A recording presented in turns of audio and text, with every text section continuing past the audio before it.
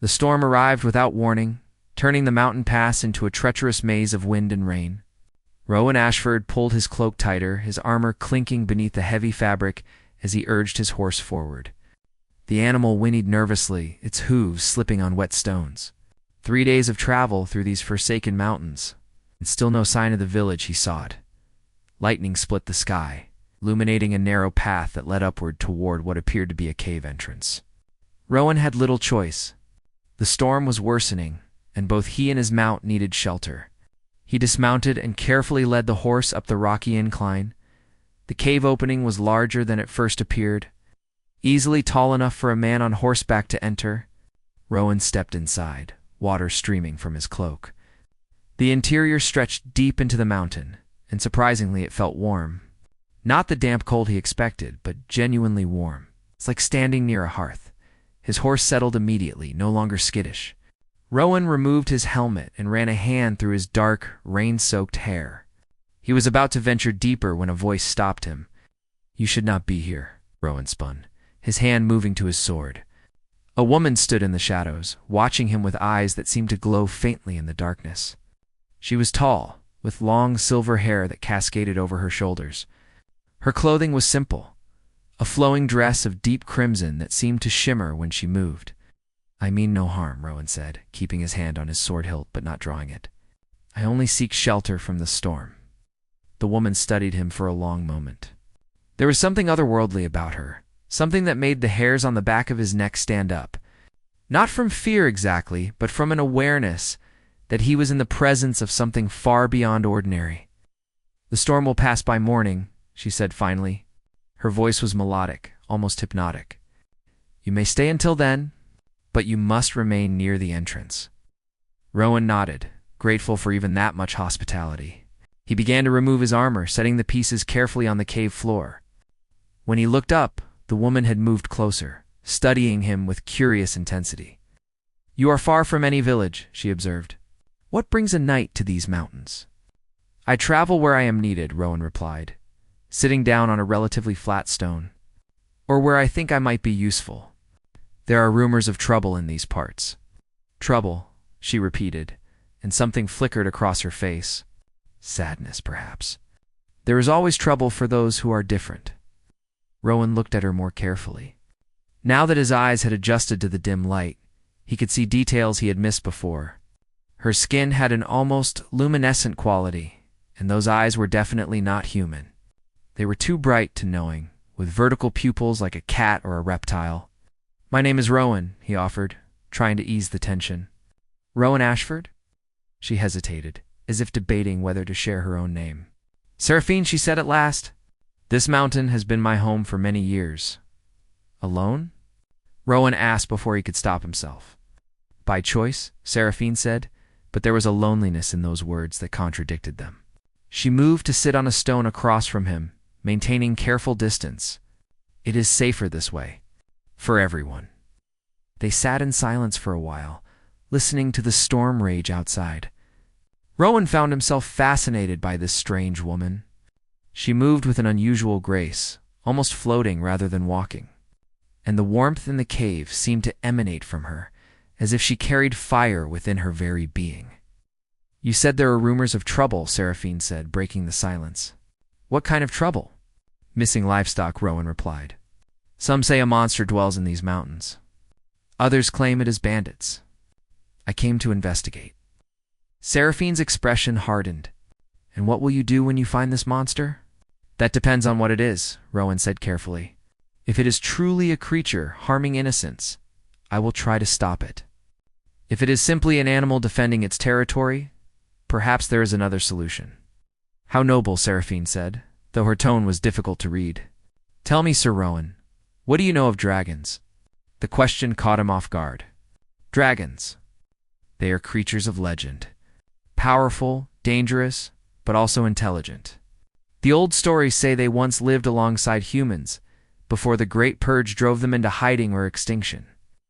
"And if you met a dragon now?" Seraphine pressed. "What would you do?" Rowan met her glowing eyes. Understanding began to dawn. "I suppose I would talk to it first. Try to understand why it was there, what it needed. Violence should always be the last resort, not the first. Seraphine smiled then, a genuine smile that transformed her face from beautiful to breathtaking. A knight with wisdom. How rare. She stood and moved deeper into the cave, gesturing for him to follow. Against his better judgment, Rowan did. They walked through a passage that opened into a vast chamber. Glowing crystals embedded in the walls provided soft light, revealing a space that had been transformed into a living area. There were books stacked carefully on natural stone shelves, blankets and cushions arranged near a fire pit, and various objects that spoke of a life lived in solitude but not without comfort. "You live here," Rowan said, looking around in wonder. "Truly live here, not just shelter." "For 70 years, Seraphine said. Since the hunters came for my family." Rowan turned to her, seeing the pain in her eyes. "The Purge. Yes. I was young then, barely able to fly. My mother hid me in these mountains, told me to stay hidden no matter what. I heard her death screams from miles away." Seraphine's hands clenched at her sides. "I have been alone ever since." "I am sorry," Rowan said quietly. Truly, what happened during the Purge was wrong. Many knights refused to participate, though it cost them their positions. But not their lives, Seraphine pointed out. "We were not given such choices." They stood in awkward silence until Rowan spoke again. "The missing livestock. That is you, is it not?" Seraphine nodded slowly. "I take only what I need to survive. 1 sheep or cow every few weeks. I am careful to rotate between farms, never taking enough to truly harm anyone. But humans notice everything, especially when they are looking for monsters." "They have hired hunters," Rowan told her. "Lord Brennan's men. They are tracking you." Fear flashed across Seraphine's face. "When?" "They were a day behind me when I entered the mountains. Perhaps the storm has delayed them." Seraphine began pacing, her movements agitated. The temperature in the cave rose noticeably. "I should leave. Find another mountain, another hiding place. Or," Rowan said carefully, "we find another solution." She stopped and looked at him. "Why would you help me? You are a knight. Your duty is to the people below, not to monsters in mountains." "You are not a monster," Rowan said firmly. "You are someone trying to survive. And perhaps, if we are clever, we can find a way for you to do that without running or fighting." For the first time in 70 years, Seraphine felt something she had thought long dead. Hope. This strange knight with his honest eyes and gentle words offered her something she had not dared imagine. A future that was not simply endless hiding. "Tell me your plan," she said. Outside, the storm continued to rage, but inside the cave, something new was beginning. A connection between 2 lonely souls, separated by species, but united by circumstance. Neither knew it yet, but this night would change everything. Morning light filtered through the cave entrance, painting golden streaks across the stone floor. Rowan woke to find Seraphine already awake, sitting near the opening and watching the valley below. The storm had passed, leaving the world fresh and clean. "They are coming," she said without turning. "I can smell them. 3 men, maybe 4. They carry iron weapons and burning oil." Rowan joined her, looking down at the winding mountain path. He could see nothing yet, but he trusted her senses were sharper than his. "How long do we have?" "Perhaps 2 hours before they reach this height." Seraphine stood, her movements tense. "You should go now, before they see you here. Tell them you found nothing but empty caves, and leave you to face them alone." Rowan shook his head. "That is not who I am." Seraphine turned to him, frustration and something else flickering in her luminous eyes. "You have known me for 1 night. Night. Why risk your life for a creature you barely understand? Because in that 1 night, I have seen more of your heart than I have seen in some people I have known for years." Rowan stepped closer. "You grieve for your family. You take only what you need to survive. You have lived 70 years in hiding rather than seek revenge on those who wronged you. That speaks of character, Seraphine. Of honor." She looked away, and Rowan thought he saw moisture gathering in her eyes. "Honor does not stop swords or fire. but perhaps cleverness does. Rowan moved to gather his armor. You said you have lived here for 70 years? You must know these mountains better than anyone. Are there other caves? Other passages? Understanding dawned on Seraphine's face. Yes, this mountain is honeycombed with tunnels. Some connect to valleys on the far side. Others lead to dead ends or underground rivers. Then we lead them on a chase, Rowan said, fastening his breastplate. Make them think they are hunting you, but always stay one step ahead. Eventually they will give up or become lost. And if they do not give up? Seraphine asked. Rowan met her gaze steadily. Then we face them together. They spent the next hour preparing. Seraphine showed Rowan the various tunnels and passages, helping him memorize the route they would take. She seemed reluctant at first, unused to trusting anyone, but gradually she opened up, sharing details about her life in these mountains. I have watched the village below for decades, she said as they moved through a narrow passage. I have seen children grow into adults, adults into elders. Sometimes I wonder what it would be like to walk among them, to speak to someone other than myself. Loneliness is a heavy burden, Rowan said softly.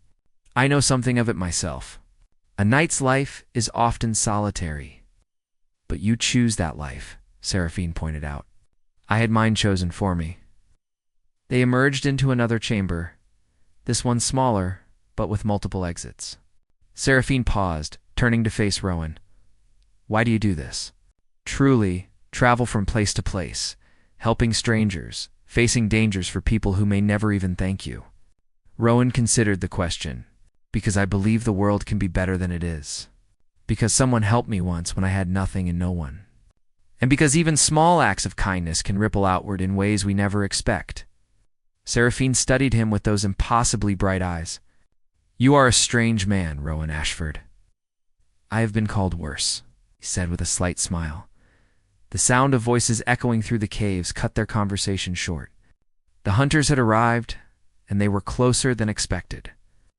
This way, Seraphine whispered, leading Rowan deeper into the mountain. They moved quickly, but carefully, avoiding loose stones that might give away their position. Behind them, the voices grew louder. Tracks here, a rough voice called out. Fresh ones. The beast was here recently, spread out another voice commanded. This one had authority, probably the leader. Check every tunnel. It cannot have gone far. Seraphine and Rowan reached a fork in the passage. She gestured to the left path, but Rowan noticed her glancing back repeatedly. What is it? He whispered. My books, she said quietly. My belongings. They are all in the main chamber. If they find them, they will destroy them. Those books are all I have left of the world outside. Rowan made a decision. Go left. Wait for me in the chamber with the underground river. I will retrieve what I can. That is foolish, Seraphine hissed. They will catch you. I am a knight.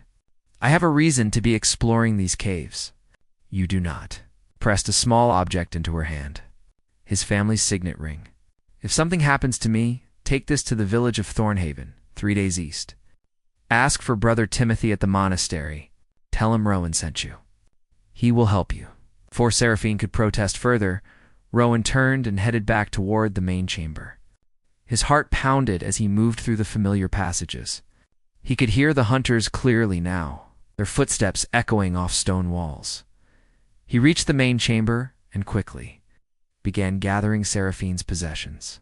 Books went into his travel pack, along with a few personal items that looked precious. He was reaching for the last book when a voice froze him. What do we have here?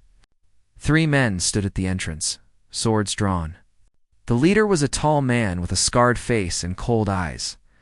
His companions looked equally dangerous, seasoned fighters wearing the colors of Lord Brennan's household. I am Sir Rowan Ashford, Rowan said, straightening and facing them calmly. I seek shelter from last night's storm in a dragon's lair. The leader laughed harshly. Do you think us fools, knight? I think you are mistaken, Rowan replied. I have found no dragon here. Only empty caves and old books. The scarred man stepped closer, his sword pointed at Rowan's chest. Then explain the warmth. Explain the fresh tracks. Explain why a knight would lie to protect a monster. I protect no monster, Rowan said truthfully.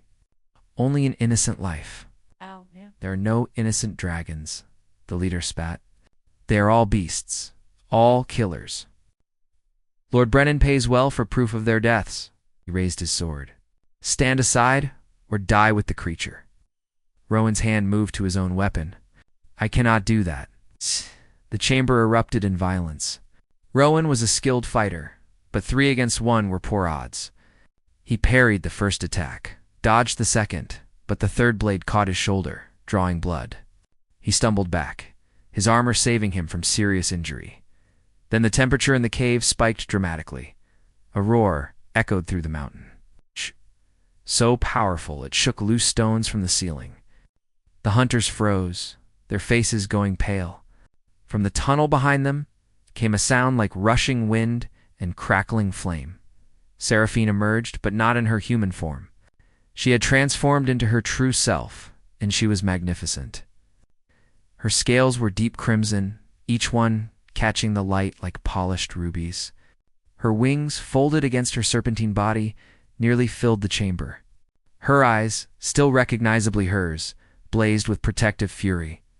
You will not harm him, she said, her voice deeper in this form, but still distinctly hers.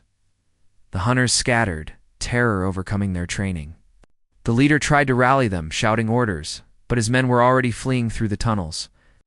He stood alone, sword shaking in his hands. Seraphine lowered her massive head until she was eye level with him. Smoke curled from her nostrils. Tell Lord Brennan that these mountains are under protection. Tell him that any who come hunting will face a dragon's wrath. And tell him that not all knights serve gold over justice. The man dropped his sword and ran. When the sounds of fleeing footsteps had faded, Seraphine turned to Rowan. Her form shimmered, scales giving way to smooth skin, wings folding into nothing as she returned to her human appearance. She rushed to his side, examining his wounded shoulder. You fool, she said, but her voice was thick with emotion. You beautiful, ridiculous fool. You could have been killed. But I was not, Rowan said, wincing as she touched the wound. Thanks to you. Their eyes met, and something passed between them. An understanding, a connection forged in danger and trust. Seraphine's hand lingered on his shoulder, and Rowan found himself reaching up to cover it with his own. You came back for me, she whispered. Always, Rowan replied, and meant it with his whole heart. The wound was not deep, but Seraphine insisted on tending it properly. She led Rowan to the chamber with the underground river, where the water was clean and cold. Her hands were surprisingly gentle as she cleaned the cut and wrapped it with cloth torn from her own dress. I've not cared for another person in 70 years, she said softly as she worked. I had forgotten what it felt like. Feels right, Rowan said, watching her face in the soft glow of luminescent moss that grew along the river. Caring for someone, being cared for in return. We are not meant to be alone, Seraphine. Neither of us. She finished bandaging his shoulder and sat back. But what future can there be for us? I am what I am. The world will always see me as a monster, as something to be hunted and destroyed. Then, perhaps it is time to change what the world sees. Rowan took her hands in his. You saved those hunters' lives today. You could have killed them easily, but you chose mercy. That is not the action of a monster. One act of mercy will not undo centuries of fear, Seraphine said. No, but it is a beginning. Rowan's mind was already working through possibilities. Brother Timothy, the monk I mentioned. He is a scholar, a keeper of old knowledge. He has spent his life studying the time before the Purge, when dragons and humans lived in peace. If anyone would welcome proof that such peace is still possible, it is him. Seraphine looked uncertain. You would have me reveal myself to others. Risk everything on the hope that one human might be different. I would have you live, truly live, instead of merely surviving. Rowan squeezed her hands gently. But the choice is yours, Seraphine. It will always be yours. If you wish to remain here, I will find ways to help you, to ensure you have what you need without risk. And what of you?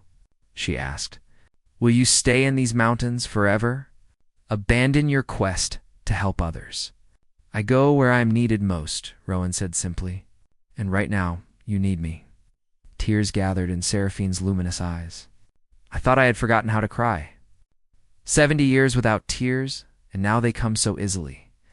Rowan reached up and gently brushed a tear from her cheek, then let them fall.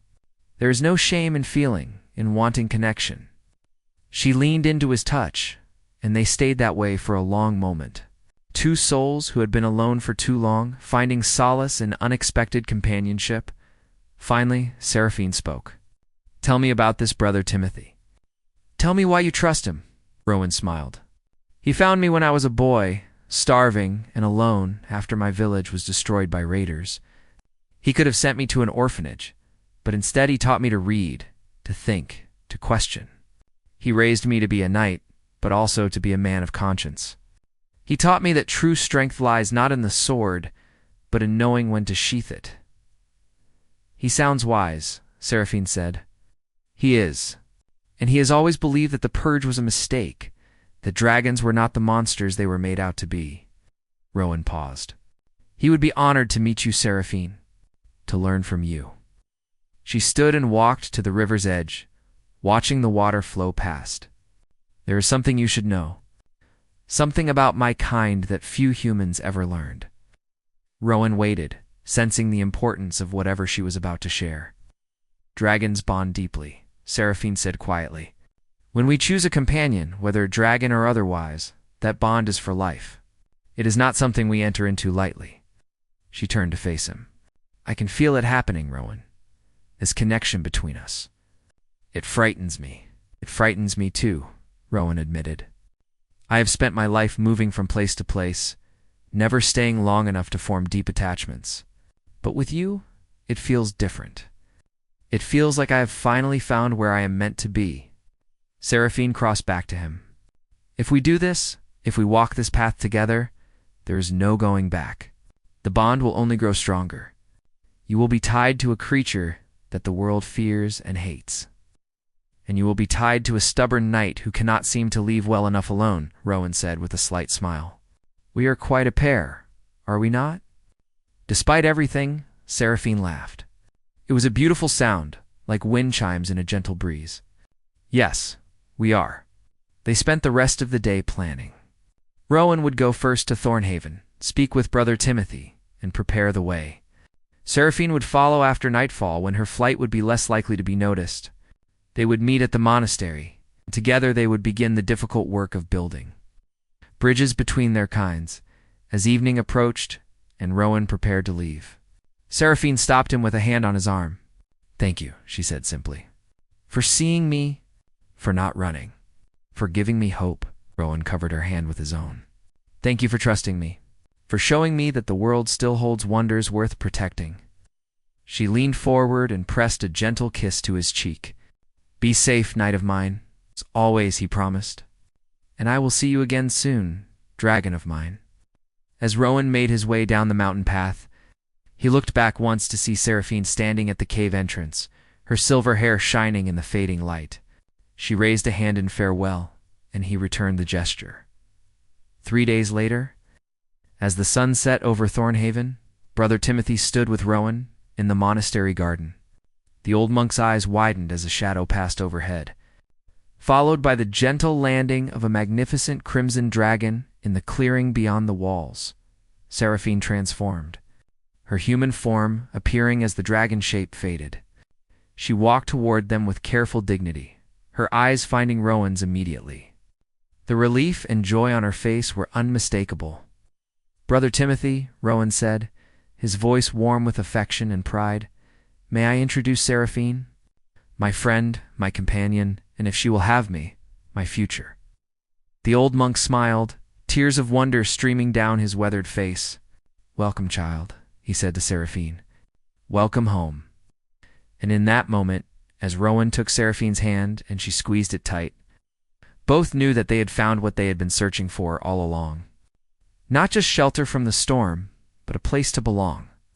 Not just survival, but a life worth living. Together, they would face whatever came next. A knight and a dragon, steel and fire, united by a bond stronger than fear or prejudice. The world might not be ready for them, but they were ready to change the world.